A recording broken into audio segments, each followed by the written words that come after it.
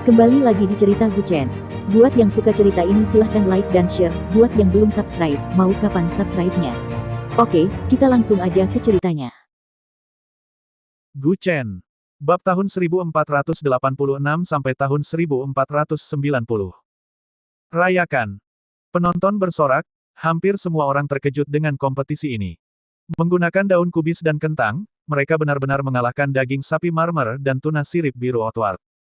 Gu Chen hanya menghabiskan 10 yuan untuk bahan-bahannya. Paling banyak, ayamnya berharga 20 yuan, jadi totalnya, harganya 30 yuan, yang bisa dibeli di pasar manapun. Tapi bagaimana dengan Outward? Kedua bahan itu, harganya setidaknya 600.000 yuan. Daging sapinya sedikit lebih murah, tetapi hanya sedikit lebih murah daripada tuna sirip biru. Daging tuna dihitung per gram. Ikan itu pasti beratnya setidaknya 10 pon, dan Outward hanya mengambil bagian ikan yang paling enak.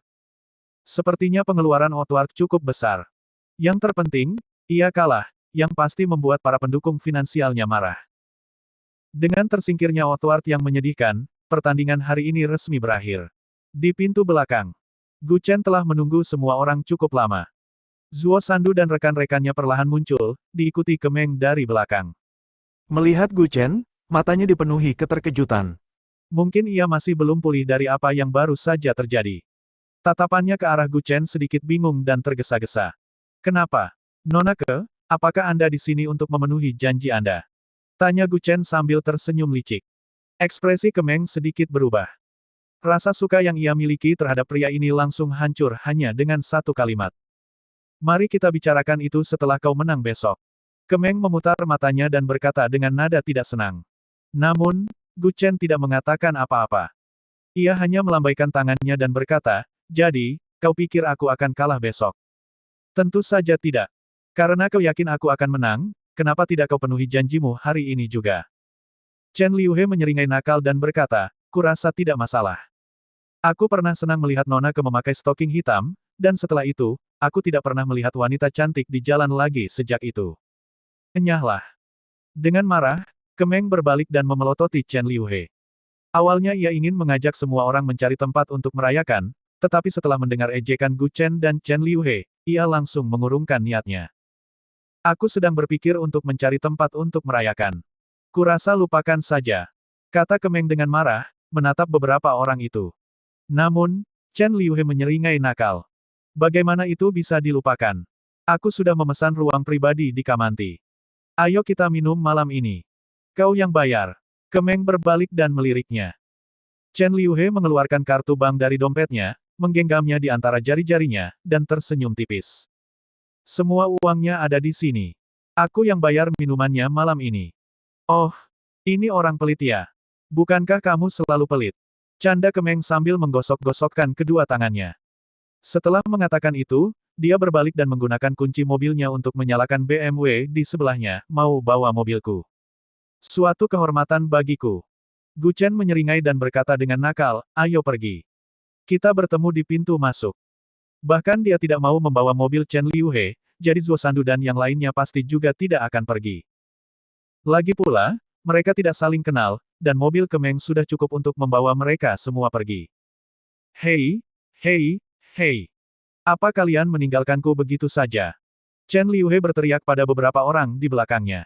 Tapi tidak ada yang memperhatikannya sama sekali. Mereka baru saja membuka pintu dan pergi, meninggalkan Chen Liuhe berdiri sendirian di tengah angin. Di depan pintu Kamanti. Hari mulai gelap di sini, sekitar pukul 5 atau 6 sore, sementara di utara sudah gelap. Baik di selatan maupun utara, bar-bar pasti paling ramai. Kemeng dan yang lainnya menunggu di pintu masuk sekitar 5 menit sebelum jeep militer Chen Liuhe akhirnya berhenti di jalan seberang. Tuan Chen, Anda mengemudi sangat lambat. Chen Liuhe keluar dan memelototi Kemeng. Mobil apa itu? Mobil apa itu? Meskipun mobil Kemeng bukan mobil sport klasik, itu tetaplah BMW seri M. Wanita ini jelas berkecukupan. Chen Liuhe mengendarai jeep militer. Meskipun tidak secepat BMW, ia bisa dengan mudah membeli 3 mobil Kemeng.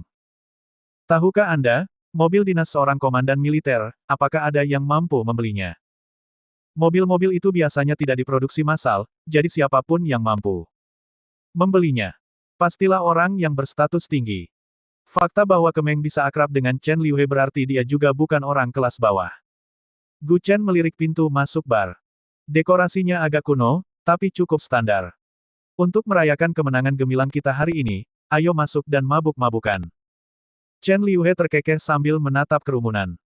Saat mereka memasuki bar, Chen Liuhe mengeluarkan kartu keanggotaan tingkat berlian, dan langsung mendapatkan akses ke saluran VIP. Beberapa resepsionis kelas atas sekelas model datang menyambut mereka. Jelas sekali berapa banyak uang yang dihabiskan pria ini di sini, pasti lebih dari 1 juta. Hanya butuh 1 menit untuk mencapai bagian terdalam bar melalui saluran VIP. Begitu masuk, ia disambut oleh banyak pria tampan dan wanita cantik, semuanya bergoyang dan bergoyang. Gu Chen merasakan suasana reuni di atmosfer itu. Rasanya sudah lama sekali sejak terakhir kali ia ke sini. Dulu ia datang ke sini untuk mencari wanita, tapi sekarang, dengan begitu banyak wanita di sekitarnya, ia tak perlu pergi ke bar hanya untuk bersenang-senang. Zuo Sandu, Lan Wancheng, dan Li Qing tampak seperti bayi yang penasaran. Sesekali, beberapa wanita cantik yang bekerja sebagai pramuniaga datang, menggoyangkan pinggul mereka dan menggoda. Tepat ketika Lan Wancheng hendak mengikuti salah satu dari mereka, Gu Chen mencengkeram tengkuknya dan berkata, "Kembalilah." "Hei, Kakak Chen, kenapa kau menarikku?" Tanya Lan Wancheng, berbalik dengan bingung. Gu Chen mengangkat tangannya dan menamparkan kepalanya, berkata, "Kau jelas belum pernah ke bar sebelumnya. Para pria di sini suka menipu, dan para wanitanya juga tidak jauh lebih baik. Mereka semua pramuniaga. Jika kau pergi ke sana, kau tidak hanya akan ditipu, kau bahkan mungkin akan terlilit utang." Para wanita sering membawa pria ke sini, menghabiskan ratusan ribu yuan, memesan puluhan botol minuman keras kelas atas, dan bahkan memintamu memberi tip kepada para wanita yang menari dan bernyanyi di atas panggung. Orang-orang ini sebenarnya adalah sebuah tim, dengan 1 orang yang secara khusus ditugaskan untuk mencari pria, terutama mereka yang terlihat konyol dan bejat. Umumnya, orang-orang ini lebih mudah ditipu karena mereka bodoh. Kamu sudah datang ke sini, kamu tidak berpikir ada orang di sini yang menyukaimu, kan? Jika Gu Chen tidak menahannya tadi, dia mungkin akan menelepon sambil menangis dan memberitahu berapa banyak uang yang dia hutang. Chen Liuhe terkekeh di sampingnya, "Kakak, aku benar-benar iri padamu karena memiliki saudara yang begitu baik. Perairan bar itu dalam. Kau tidak bisa begitu saja mengikuti orang secara membabi buta jika kau tidak memahaminya. Terutama di kota Guangjiang, di persimpangan beberapa negara, ada banyak lalu lintas dan dinamika kekuasaan di sini. Jika kau tidak hati-hati, kau akan mendapat masalah. Ini bukan alarmis. Jika itu adalah bar di tempat lain, tidak akan ada masalah. Dengan sedikit koneksi, kau bisa lolos dari apapun. Tapi kota Guangjiang berbeda. Di sini, kau mungkin melihat lebih banyak orang asing daripada penduduk lokal sepanjang hari. Terutama orang-orang dari negara Rusia. Ada daerah di perbatasan mereka dengan negeri Xia yang hanya berupa sungai, dan banyak orang datang ke sini untuk berbisnis tanpa paspor. Arus orang di sini tidak hanya rumit, tetapi para wanitanya juga terlatih dengan baik, terutama karena uang. Jangan berharap makan siang gratis. Wanita yang mencoba merayu Anda mungkin sebenarnya adalah wanita seorang pejabat tinggi, yang sengaja mendekati Anda. Dengan puluhan anak buahnya yang mengawasi, Anda akan ditipu dan dipukuli. Hal semacam ini terlalu umum di bar, jadi jangan masuk ke tempat seperti ini tanpa seseorang yang Anda kenal. Mungkin wanita di bar jauh lebih berpengalaman daripada kebanyakan pria. Wanita itu hanya memelototi Gu Chen dan berjalan pergi, pindah ke bilik di seberang jalan dan berbaring di pelukan seorang pria berotot. Pria berotot itu menatap Gu Chen, mengangguk sambil tersenyum sambil memegang segelas anggur.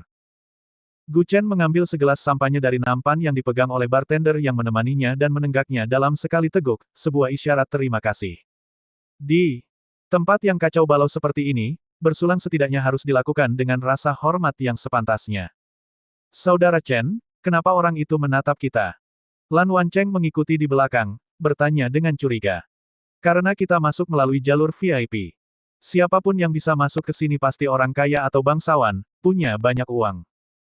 Ada cukup banyak penipu profesional di sini, jadi kalian harus hati-hati. Kata Gu Chen sambil terkekeh, merentangkan tangannya. Mereka menemukan sebuah ruangan dan memesan 1 meja penuh minuman. Banyak wanita yang datang dan pergi, melihat banyaknya minuman keras asing di atas meja, tak kuasa menahan diri untuk tidak duduk.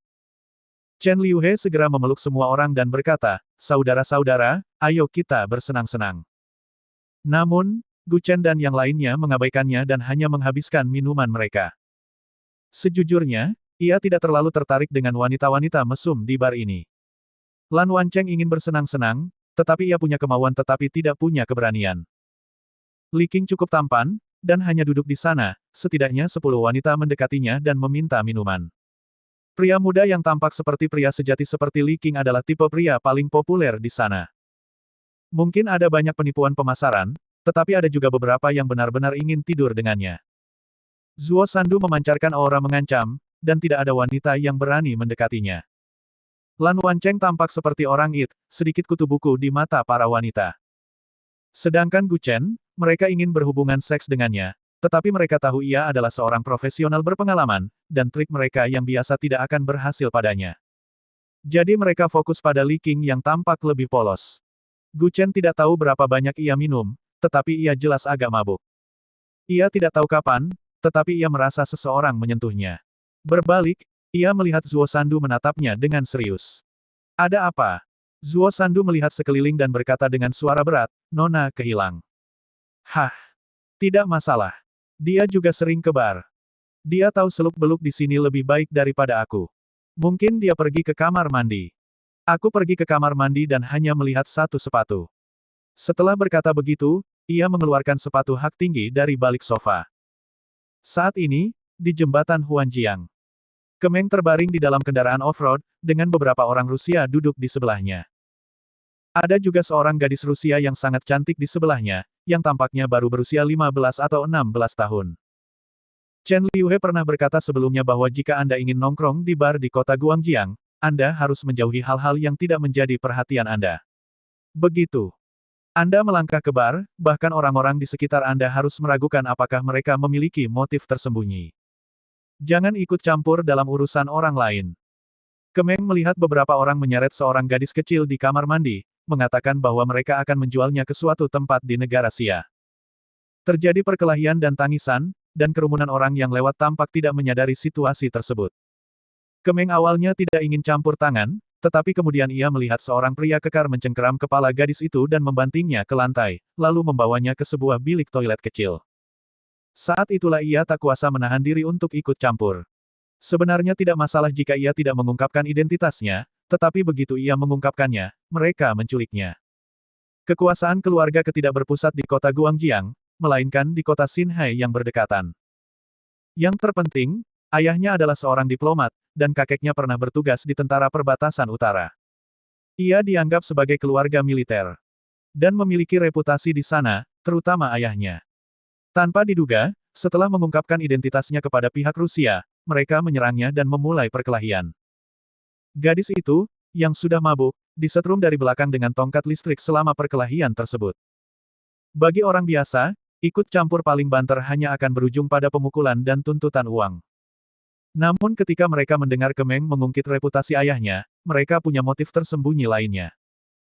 Ayahnya selalu terlibat dalam lobi antara kerajaan Rusia dan kerajaan Xia. Jika Kemeng diculik, niscaya ia akan sedikit melonggarkan taktik diplomatiknya. Entah kapan kerajaan Rusia akan menguji perbatasan utara kerajaan Xia lagi. Seorang pria Rusia sedang menelepon, berulang kali, saya menangkap ikan besar hari ini. Tapi tepat pada saat ini, mobil tiba-tiba mengerem. Semua orang terlempar ke depan tanpa bereaksi, termasuk Kemeng. Ia masih sedikit pusing, tetapi tabrakan itu membuatnya tersentak bangun. Kau mau keluar dari mobil sendiri, atau aku yang harus memintamu? Chen Liuhe tersenyum tipis, bersandar di sebuah mobil di ujung jembatan. Ratusan tentara bersenjata berkumpul di belakangnya. 3 helikopter berputar-putar di atas kepala, lampu sorot mereka terfokus pada SUV itu. Beberapa orang percaya bahwa semakin dekat Anda dengan perbatasan, semakin tidak teratur hukumnya. Namun, semakin dekat Anda dengan perbatasan, semakin baik perlengkapan para prajurit yang menjaga kota. 3.000 pasukan pertahanan kota Chen Liuhe dilengkapi dengan senjata terbaik, belum lagi tentara utara. Dalam 1 tahun, hampir segalanya berubah. Menculik orang biasa tidak semudah itu. Bahkan jika mereka meninggalkan kota Guangjiang, mereka tidak bisa melewati perbatasan, apalagi orang yang mereka bawa adalah putri ke Zenyun. Mendengar kata-kata Chen Liuhe, beberapa orang di dalam mobil bahkan tidak mau keluar, bahkan berpikir untuk berbalik dan pergi. Swiss, Swiss, Swiss. Kali ini, suara yang datang bukan suara bicara, melainkan suara peluru yang diisi. Beraninya kau menembak, ada Putri Kezenyun di dalam mobil. Biarkan kami lewat. Pria yang mengemudikan mobil menurunkan kaca jendela dan meraung. Chen Liuhe hanya tersenyum tipis, melempar puntung rokok ke tanah, dan menginjaknya dengan kakinya. Mungkin kau tidak mengerti karakter Paman Ke, apalagi karakter Tuan Tua Ke. Kalau kau keras kepala, kau bisa ceritakan sendiri sisanya pada Yesus. Tuan Tua Ke telah menjadi prajurit selama separuh hidupnya, dan menghabiskan sebagian besar hidupnya mengembara di perbatasan utara. Ia pasti tidak akan membiarkan integritasnya hilang di masa tuanya. Dalam hal ini, ia lebih suka Chen Liuhe menembak daripada membiarkan orang-orang ini membawa orang-orang pergi dari negeri Xia. 3, 2. Terdengar lagi suara peluru yang diisi. Dengan suara keras, orang-orang di dalam mobil segera membuka pintu, dan 6 orang segera keluar dari mobil. Salah paham, ini semua salah paham. Seorang pria berambut cepat berkata sambil mencibir. Krak. Dalam sekejap, 2 belati dipaku di kaki pria itu. Chen Liuhe berkata dengan dingin, salah paham. Pikirkan dulu. Mengetahui latar belakang Kemeng, mereka masih ingin membawanya keluar dari negara ini dengan paksa. Jika ini semua salah paham, lalu apa yang bukan salah paham? Jika tidak ada motif tersembunyi, mereka pasti tidak akan membawa Kemeng pergi. Setelah dia dibawa pergi, itu bukan perseteruan pribadi, tetapi perseteruan antar negara. Putri Menteri Luar Negeri telah diculik oleh negara asing. Melepaskannya akan membutuhkan negosiasi dengan banyak pihak, bahkan membutuhkan konsesi dalam hal kepentingan. Ini tidak diragukan lagi akan menyebabkan masalah besar bagi negara. Begitu dia diculik, jika konflik tak terhindarkan, segala upaya harus dilakukan untuk mengakomodasi tuntutan pihak lain. Sebenarnya, Chen Liuhe hanya mengatakan itu. Jika dia benar-benar ingin menembak, dia pasti tidak akan melakukannya. Aku bukan dari negara Siamu. Kau tak berhak menginterogasiku. Teriak pria berambut cepak itu dengan marah. Bang! Chen Liuhe langsung menembak, mengenai kaki pria itu, apakah ini tanah negara Xia? Negara Xia? Apakah itu berarti kita harus mematuhi hukum negara Xia? Oke, kami lepaskan dia sekarang juga. Pria berambut cepak itu berkata dengan senyum malu. Lepaskan pengaman pistolnya. Perintah Chen Liuhe dari samping. Selama mereka bersedia melepaskan Kemeng, bagaimana cara mengadili orang-orang ini, itu urusan para petinggi. Tujuan utamanya adalah membawa Kemeng kembali, dan yang terpenting adalah tidak menyakitinya, tetapi kelompok orang ini sangat licik dan selalu menghalangi Kemeng dari depan. Tuan Chen, biarkan orang-orangmu meletakkan senjata mereka dulu. Pria berambut cepak itu berkata dengan dingin. Mendengar ini, Chen Liuhe langsung marah, bukankah pengamannya sudah dilepas? Kubilang letakkan semua senjata kalian. Pindahkan ketiga helikopter itu. Mendengar ini, Chen Liuhe menyadari bahwa pria ini tidak berniat membiarkan mereka pergi begitu saja. Sialan. Apa kau tidak tahu bahwa sebagai seorang prajurit, kau tidak pernah meletakkan senjata atau melepas baju zirahmu? Chen Liuhe membentak pria itu. Kau masih ingin aku memindahkan helikopter? Kau bermimpi. Tanpa diduga, pria berambut cepak itu tidak menunjukkan rasa takut. Malahan, ia tertawa kecil, Tuan Chen, kusarankan kau jangan bertindak begitu keras kepala. Masalah ini di luar kendali kita. Mungkin tidak ada yang memperhatikan, tetapi ponsel pria berambut cepak itu menerima pesan dari nomor yang tidak dikenal. Pesannya, masalah ini telah ditangani. Pada saat ini, 3 helikopter militer yang berputar-putar di atas kepala dengan lampu menyala, bahkan tanpa menerima perintah Chen Liuhe, mundur sendiri. Chen Liuhe meraung ke udara, kembalilah. Siapa yang menyuruhmu pergi? Kembalilah. Namun, ketiga helikopter itu terbang menjauh tanpa menoleh. Jenderal, ada telepon untuk Anda. Saat ini, seorang prajurit berlari kecil menghampiri dan berkata dengan hormat, dari grup naga. Qian Baosen. Chen Liuhe hendak mengumpat, tetapi ketika mendengar telepon itu dari grup naga, raut wajahnya sedikit berubah. Halo. Chen Liuhe mengangkat telepon dan pergi. Tanpa berkata apa-apa, ia mulai berdebat dengan orang di ujung telepon. Tak lama kemudian, pintu didorong terbuka, dan Chen Liuhe masuk. Namun ketika Gu Chen melihat ekspresinya yang menundukkan kepala, ia tahu pasti ada sesuatu yang terjadi. Ada apa? Bukankah kau pergi menjemput Kemeng? Di mana dia? Tanya Gu Chen bingung sambil duduk di sofa. Awalnya, Gu Chen ingin mengurus masalah ini, tetapi Chen Liuhe berkata sambil menepuk dadanya bahwa ia akan menangani masalah ini. Kemudian, Ia berpikir bahwa ini adalah kota Guangjiang, dan juga wilayah Chen Liuhe. Memberi seseorang kesempatan untuk tampil tidak akan mencuri perhatiannya. Beberapa pencuri kecil dari luar negeri diserahkan kepada Chen Liuhe, jadi seharusnya tidak ada masalah. Dia melihat dengan mata kepalanya sendiri bagaimana Chen Liuhe memobilisasi pasukan dan bahkan mengirimkan beberapa helikopter. Bagaimana mungkin masalah seperti itu muncul? Meskipun Chen Liuhe tidak mengatakan apa-apa, Gu Chen sudah bisa melihat banyak hal dari ekspresinya. Apa yang terjadi? Bisakah kau memberitahuku? Tanya Gu Chen dengan ekspresi bingung dan cemas di wajahnya. Setelah berjalan cukup lama, dia menghela napas dan berkata tanpa daya, saya akan dikurung dalam sel isolasi. Saya tidak bisa memobilisasi seorang prajurit pun selama 3 bulan. Saya dipindahkan dari seorang jenderal militer menjadi pejabat sipil, dan kemudian kembali lagi setelah 3 bulan. Apa yang kau lakukan? Gu Chen benar-benar bingung. Mengingat kemampuan Chen Liuhe, bagaimana mungkin ia dipindahkan dari seorang komandan militer menjadi pejabat sipil? Sekarang, ia pada dasarnya akan dikurung selama 3 bulan.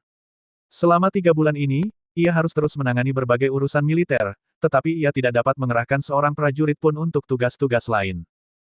Saya mengerahkan 300 tentara, 3 helikopter militer, dan memblokir semua pintu keluar. Saya hendak bertindak, tetapi panggilan dari atasan membuat semua orang mundur. Mereka mengatakan masalah ini bukan tanggung jawab saya. Saya mengerahkan pasukan tanpa izin, dan sekarang saya dikurung begitu saya kembali. Chen Liuhe terdiam. Namun, alasan para atasan itu masuk akal. Masalah seperti ini jelas bukan tanggung jawab Chen Liuhe. Bahkan jika ada pengejaran, ada departemen terkait yang terlibat. Pasukan Chen Liuhe digunakan untuk mempertahankan kota Guangjiang dan menanggapi masalah perbatasan. Pasukan elit semuanya berada di kota Guangjiang, bukan untuk membantu siapapun. Mungkin Chen Liuhe pernah melakukan hal serupa sebelumnya.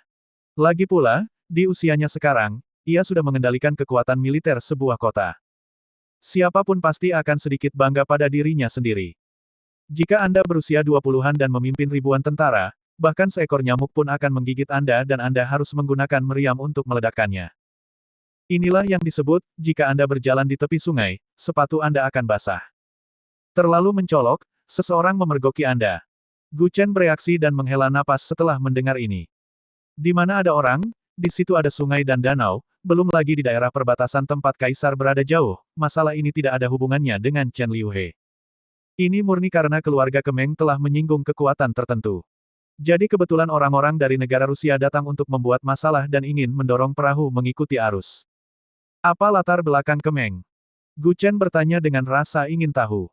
Chen Liuhe berkata dengan serius, ngomong-ngomong soal keluarga mereka punya latar belakang yang hebat. Kakek Kemeng dulunya adalah seorang letnan jenderal tentara perbatasan utara, memimpin puluhan ribu orang. Dia baru saja pensiun, dan ayahnya adalah diplomat ternama ke Zenyun. Dia bertangan besi dan memang ahli dalam diplomasi, tetapi karena hal itu, dia telah menyinggung banyak negara. Sejak menjabat, dia tidak pernah membiarkan negara manapun memanfaatkannya. Kepribadian ayahnya adalah tipe yang sangat dicintai oleh pemimpin, tetapi sangat tidak disukai oleh bawahannya. Orang seperti ini memang sangat disukai oleh para pemimpin, tetapi sangat menjijikkan bagi rekan kerja, seperti Liu Bowen dari dinasti Ming. Dia memiliki kemampuan administratif yang kuat, dan kesombongannya telah membuatnya dipandang rendah oleh banyak orang sepanjang hidupnya. Dia tidak pernah segan membentuk kelompok dengan orang lain. Orang seperti ini seringkali menjadi pedang tajam yang digunakan oleh atasan untuk mengawasi dan menyeimbangkan tentara arogan di bawah. Oleh karena itu, orang seperti Ke Zenyun pasti akan dihargai. Selama dia bertahan hidup, dia akan tetap dihargai, tetapi harga yang harus dibayar adalah menciptakan musuh dari segala arah. Sekarang Gu Chen mengerti mengapa Chen Liuhe tiba-tiba menerima perintah untuk membawa Kemeng kembali ketika dia pergi menyelamatkannya. Jika itu orang lain, tidak akan terjadi apa-apa. Lagi pula, Kemeng memiliki latar belakang yang kuat, dan ayahnya memiliki terlalu banyak saingan. Tuan, tolong bertindak. Chen Liuhe menatapnya dengan malu dan berkata, aku benar-benar tidak punya pilihan lain sekarang. Aku harus menyelamatkan Nona Ke, setidaknya ini tidak akan mengecewakan keluarga yang setia. Keluarga telah setia sepanjang hidup mereka, mungkinkah mereka akan terbalik di selokan? Kau memikirkanku sekarang.